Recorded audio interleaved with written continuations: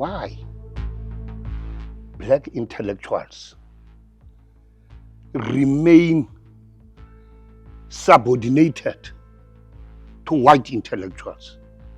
Why it is like that? What is this that the white person has in order it can never be equal with the black person?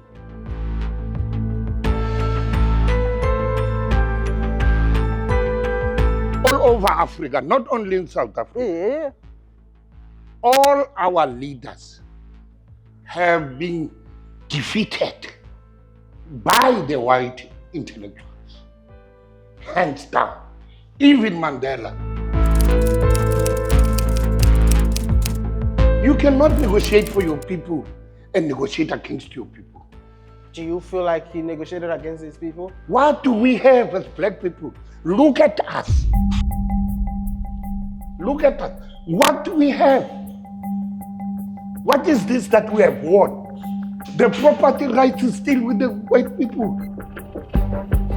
I sacrificed my family, my parents. I didn't listen to my parents because I wanted the people of South Africa to be literally free. Do you feel like Mandela betrayed you guys? If you ask me, I will say yes.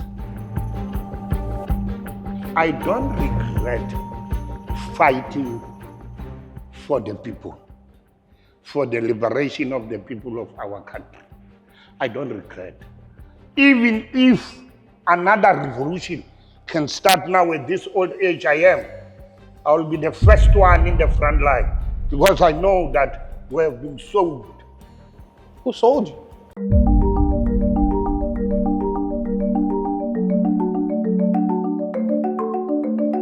Welcome to the mother city of South Africa, Cape Town, to be precise. What a gorgeous, beautiful city. But hey, you cannot visit this beautiful city without visiting the most famous island in the entire world, the island that kept so many political prisoners, such as the father of this beloved nation, Nelson Mandela.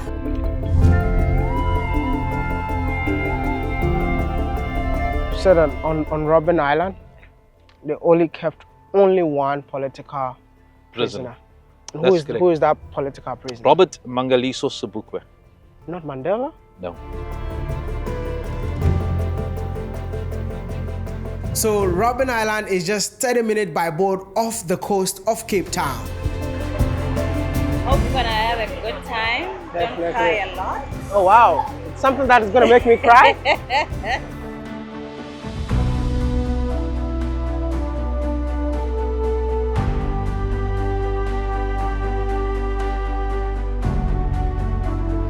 Finally made it to Robben Island, the island where prison was built. I believe anytime you hear the name Robben Island, the first name that comes into your mind is Nelson Mandela. But after being here, I believe that there is more to Robben Island. So the first question is, what is Robben Island and what happened on Robben Island? Robben Island, it was a leper colony first. I think after some deliberation with the white government, they decided to turn this island into a prison to keep prisoners. So now, in other words, I will call Robben Island a place of resistance. Islands around the world was always deemed to be ideal dumping grounds or prisons. In this case, Robben Island was also deemed a prison. From the time the Dutch East Indian Company passed the Cape looking for food and fresh water, the island was identified as an important space. Food, fresh water was found here in terms of seals, penguins, seabirds. By the way, the name Robben is a Dutch word for seals that was in abundance. But one uniqueness of the island was that they found the island uninhabited by man. And with that, it left the perception that the man of the Cape had to be uncivilized, no idea on how to use the sea. And when the Dutch eventually took over in 1652, with the perception that the man over there had no clue on how to use a sea. They thought this could be a perfect jail. This is how Ochumatu or Ochumau became the first recorded prisoner. That was 1658. He builds a boat, and by 1659, he was the first successful escapee. In other words, islands like Robben Island was always the ideal prisons, a space for the out of mind, the out of sight to society. And history will just show how this island was used as a place of imprisonment up until 1996. It started in the 18-something with the Makanas and all other leaders who resisted colonization of the white people in South Africa. So, in short, Robben Island is more like a political prison. Yes. For anyone who go against the government. Yes. I am here to educate myself, and I'll use this platform to educate you all in your various houses. But I'm super excited that my tour guide for today will actually be one of the former political prisoners on this beautiful island, because I believe that his voice will be authentic and echoed in our ears, just like what happened in the past. My name is Africa Shapu, and I will be the one who will be tour guiding you inside prison here. And I am a former prisoner here in this prison.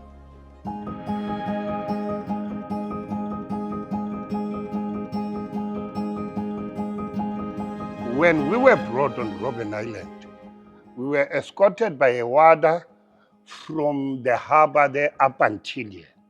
When that warder arrives here, he will knock 3 times for the warder to open here. And the warder will receive us. The one outside will return back to the harbor. How long were you sentenced in here? I was sentenced to 45 years imprisonment, but the sentence had to run concurrently. So effectively, I was doing 20 years. So how long did you stay in Robben Island? Robben Island, I spent 11 years. 11 years here on Robben Island. Were you here when Mandela was here? No, when Mandela was here, Mandela was already transferred to Portsmouth prison. This was the administration block of the prison. That's where the planning and the decision-making concerning prisoners was done. And then here, it's an armory room. That's where all arms were kept. The R4, the R5s. For any event that there's an uprising in prison, they will take those arms and use them to prisoners. Yes. As I have told you, that the warder that receives us from the first door, he's the one who will put us and bring us to the reception. When we are here at the reception, we will be told that we must strip all our clothes off, and we will be told to stand naked as we are.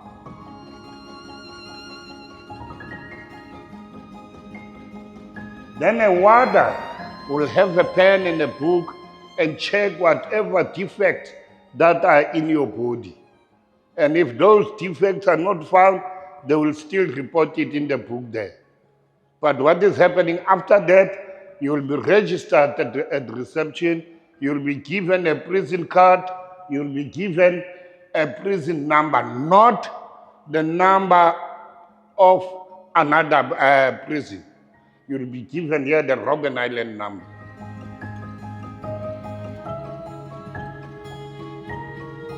And then here, it's our study office.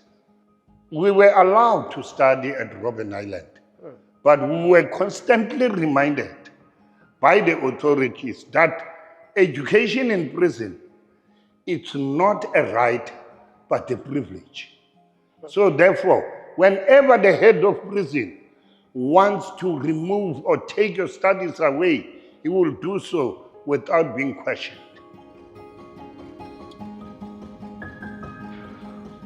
And then here, it's a center office. All our internal communications were controlled here. And our external communication were controlled here. You're talking about communication by Internal letters that we write from there. They all, before they go out, they must come here.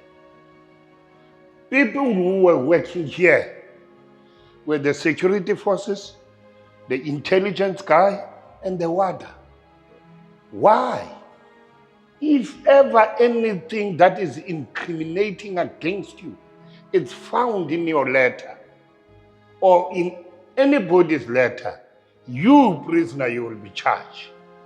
And the possibility of a death sentence you might get through the letter that you wrote. You ever witnessed a death sentence? There are many who were sentenced to death from Robben Island to Pretoria. Here, it's our hospital.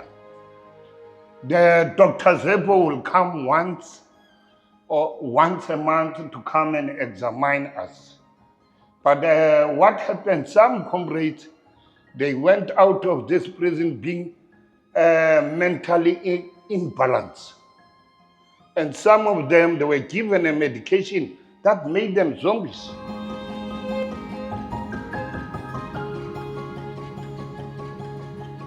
And we were all aware that this is one of the tactics of the apartheid system that is being applied to political prisoners with the purpose of demoralizing them. May you please follow me further.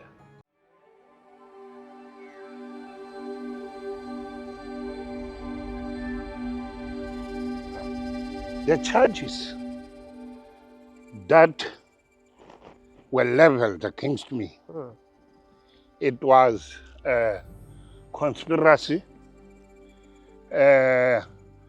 public violence, terrorism, and 2 counts of murder. How old were you when you were brought to Robben Island?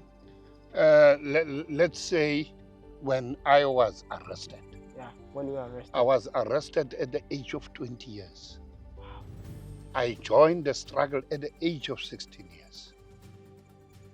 And then since I joined the struggle at that age, I've never turned back again. And up until the negotiation time. Wow. So you kept here for 11 years?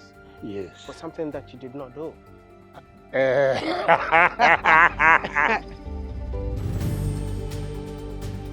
Were you a terrorist? No, I was not. So you literally spent 11 years of your life in here for something that you did not do? We were fighting. Yes. We were fighting. That's your right to fight for your people. Yes. But now you remember that when they classify you, when they arrest you, they classify you as a terrorist. You see? How was the situation like when you found yourself in here? When I found myself here, I was prepared for any probabilities, death or whatever, because I knew that why did I came to Robben Island? Because of the just cause. And being led by Oliver Tambo, I had a hope that we will be free. And indeed, Oliver Tambo pushed so much that we went to negotiations table. The 2 photos that you see here, these photos were taken in the 60s, secretly so. These photos found their place at the United Nations. The South African government became so shocked to see these photos at the United Nations. And that was the time when the South African government was expelled from the United Nations because of its inhuman system of apartheid. How will you describe the conditions in here during apartheid? During apartheid time, the conditions here were very horrible. How horrible? Horrible in such a way that in the 60s, the Mandelas and all other prisoners who were here, they were physically beaten by the warders here. There were two vicious slain Hans brothers who once beaten a comrade in the quarry there. And what they did, they dug a hole for that comrade and put that comrade in that hole up until to the neck level. After they've done that, they urinated in his face. Both brothers, they urinated in another man's face. So that forced the prisoners to enter into a hunger strike. While they were on the hunger strike, because the authorities, they feared to be exposed internationally, prisoners demanded that the Kleinhans brothers be expelled from Robben Island. And indeed, those two brothers, they were taken away from Robben Island and they never came back here again.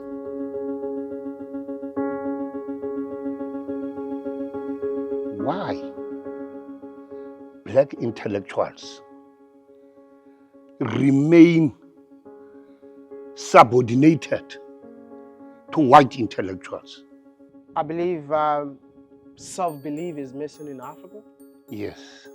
All our leaders have been defeated by the white intellectuals, hands down. Even Mandela. You cannot negotiate for your people and negotiate against your people. Do you feel like he negotiated against his people? What do we have as black people? Look at us. Look at us. What do we have? Look at the Constitution. Do you believe that there should be a constitutional reform in South Africa? Exactly. A total change of the Constitution.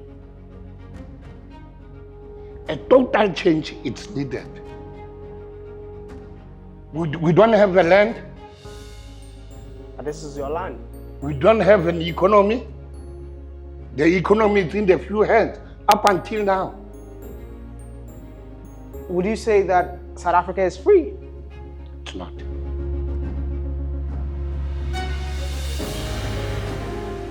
South Africa, it's not. Still a long way. Maybe what is coming up, if it is not harnessed properly, it is going to be an anarchic revolution in South Africa. If it is not harnessed properly, there's going to be an anarchic revolution. That is why it needs to be properly harnessed by the sober-minded leadership. We don't hate white people, but it is unfair for them to take everything, their minds and everything, and force our leaders to deny that even Freedom Charter had a part that talks about nationalization. And the leader says that there is nothing of that sort. What is that type of a thing? That's why I wish sometimes to die.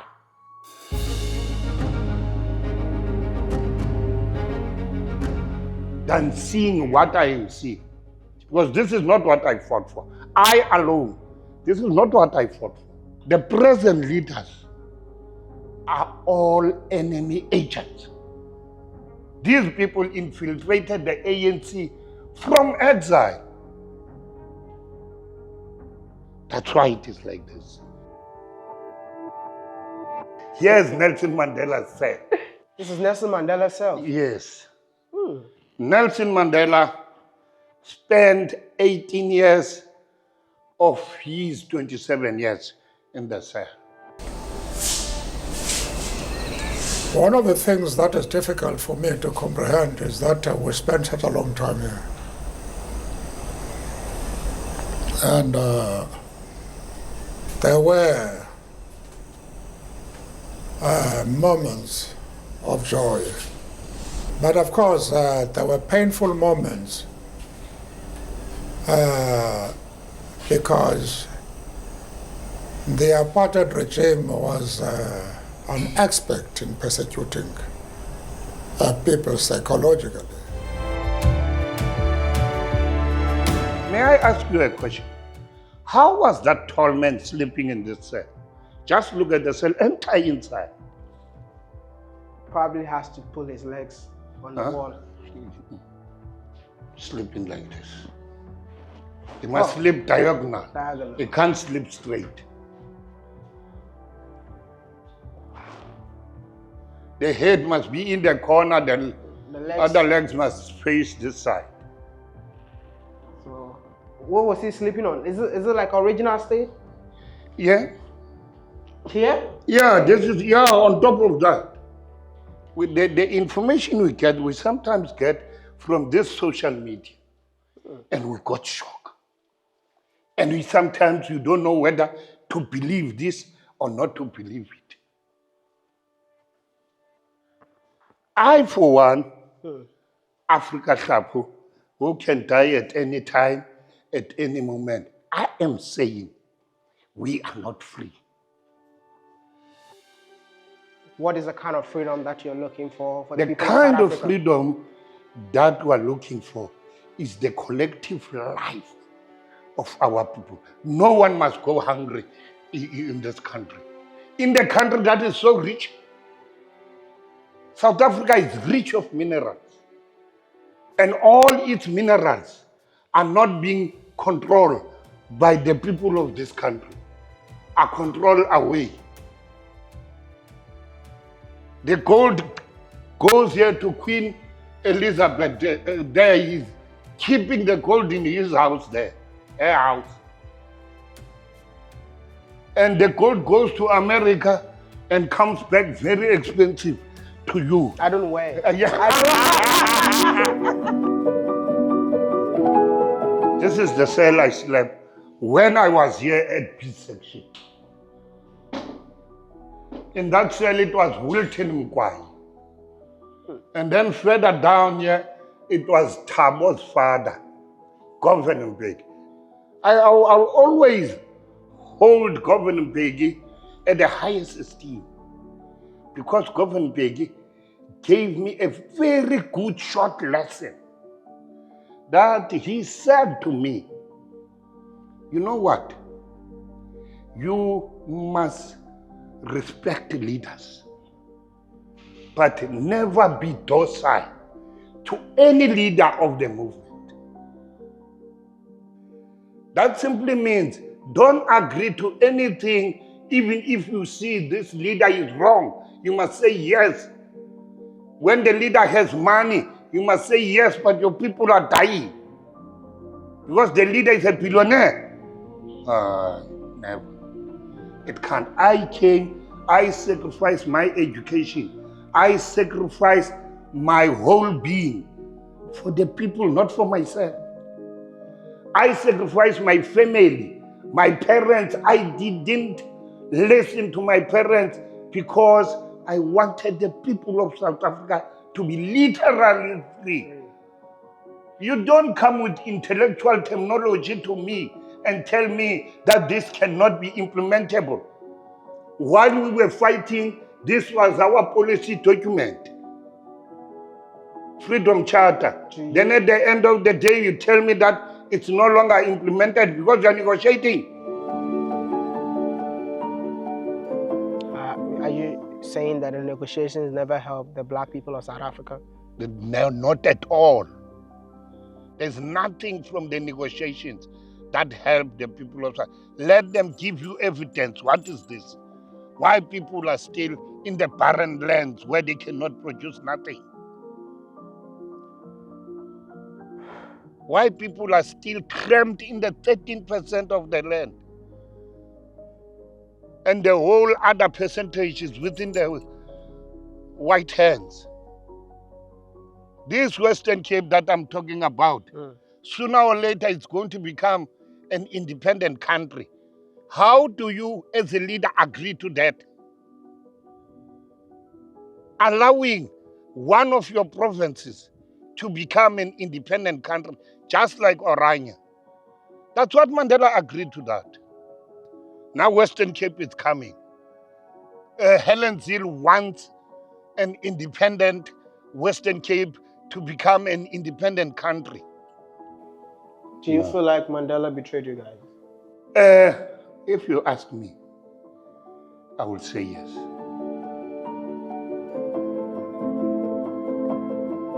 You know what the white people did?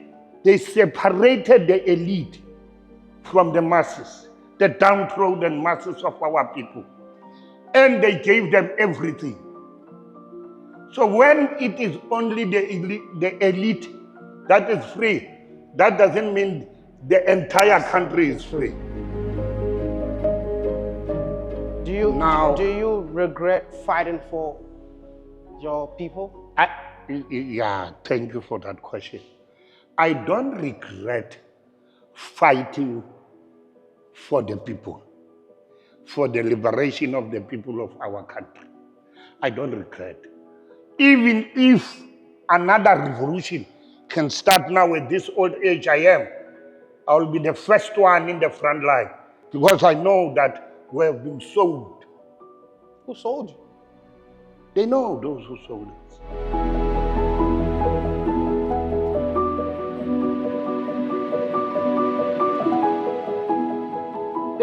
They know exactly. We're not free. If you say we're free, we are from Ghana. No? Yes.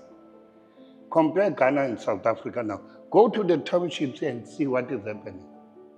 If you want to see the natureness of suffering of our people, go to the townships and go around this South Africa and tell me how many squatters of white people in South Africa.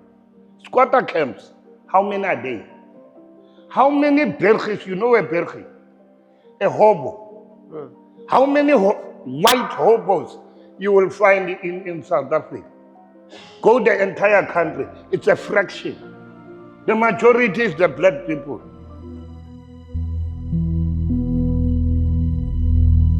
What many might not understand is that the apartheid government didn't regard Nelson Mandela and others kept in that jail as political other than criminal. Because according to them, they had broken the law of the country, the court of law found them guilty, and therefore they were sentenced to jail. But Robert Sobukwe, who started a political movement in 1959 called the Pan-Africanist Congress, embarked on a defiance campaign where he called on the masses to defy the pass law, a law that restricted the movement of black people. It was a document that gave them permission to be where they are at that time of the day. Even if you had a visitor in your house, she said, you'd have to report them to the police station. They would tell you how long your visitor could stay. Sharpeville's residents gathered peacefully in front of the police station without those passbooks. Their objective, to be arrested. But police opened fire, shooting protesters in the back as they ran for their lives. A day the world got to know as the day of the Sharpeville massacre, when 69 people were shot and killed by police in front of a police station. He was arrested, he was charged, he was found guilty for incitement, and he was sentenced to 3 years. He served it out in Johannesburg. But it was also a time when the apartheid government was trying to suppress an uprising by banning political movements, changing legislation. By 1962, Robben became the jail. You saw it. But in the midst of all of this man was about to complete a prison sentence. But by now, he became the leader of one of the most powerful movements of that time.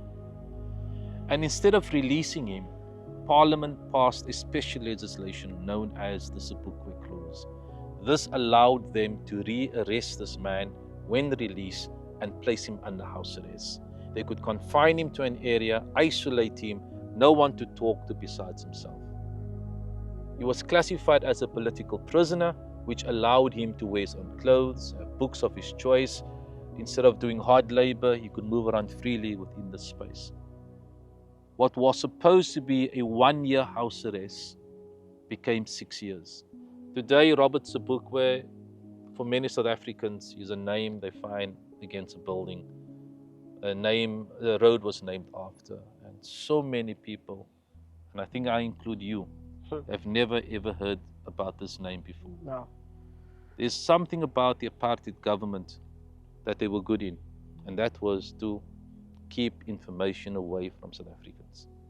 What we heard, what we saw, what we read, what was preached, what was taught in schools was approved by government.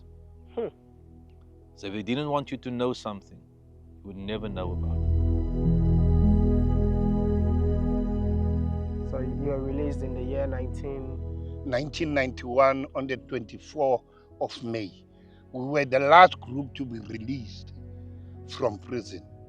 The political activists were all released between 1989 and 1991. The last remaining political activist was released from Robben Island or taken off the island on the 27th of April 1991. Ironically, 27th April also became the day when we voted in 1994, and it's also now recognized as Freedom Day in South Africa. How was the feeling like the day you got released? The feeling when I got released, I wanted to continue the struggle, just like Chris Hani wanted to continue the struggle up until we attain our freedom. But unfortunately, some leaders, they knew what they knew. They pushed for the negotiations. They had to negotiate with bad movements, and in the case of how they deemed these guys, criminals. So the question is, how do you negotiate with these guys? So it had to lead to them releasing these guys for talks to start, which they did. And the talk starts, led to our elections. Nelson Mandela became president. Apartheid came to an end. A new constitution, becomes one of the most progressive constitutions in the world. And many of the apartheid government ministers and members of the apartheid government said, these guys came out of jail and they were prepared. The reality is, when you decided to use this island as a jail, you decided to throw cultures, languages, religions, different political movements into one space, and then to keep the leaders together. And what did you think they were going to talk about? So by preparing yourself for freedom, not waiting for freedom to come, the disadvantage of prison was turned into an advantage. Are you happy for what you fight for, what you fought for? The result of what I fought for, I am totally not happy. I can never be happy with that, because what I fought for the implementation of the Freedom Charter. Which are those 10 clauses that are there. The nationalization of the mines, the nationalization of Reserve Bank, everything that we are supposed to serve the people of the land. On the 11th of February 1995, 1,200 former prisoners returned. And imagine you're standing in this quarry now. You came back to this jail where you dreamt about freedom, you talked about it, and you're standing here as a member of parliament, as a minister, as an ambassador, as Nelson Mandela, president of South Africa. And the conclusion of this reunion was supposed to be simple protocol conclusion. President Mandela will greet, he will leave, but as he was walking out, he picks up a stone and got to this point, stood what looked like a moment of reflection and laid the stone down. And every other former prisoner followed, one after the other. Today, in many ways, we can look at the stone and say, that prisoner, that Africa came here as an individual. He would have differed, be it culture, language, religion, but the reason why he was here, he fought one enemy called apartheid. And today, this pile of stones is our monument of the triumph of the human spirit of adversity. the triumph of the human spirit over all odds. Every day, I load people on the harbor, and there you have 45, 50 people sitting in a big bus. And then you ask where you're from, and it's England, it's this country, it's that country, and you now realize that every day I have people with different cultures, languages, religions, political understanding sitting in one space. And then the flame of this monument continues to burn with every journey that comes past and through this island.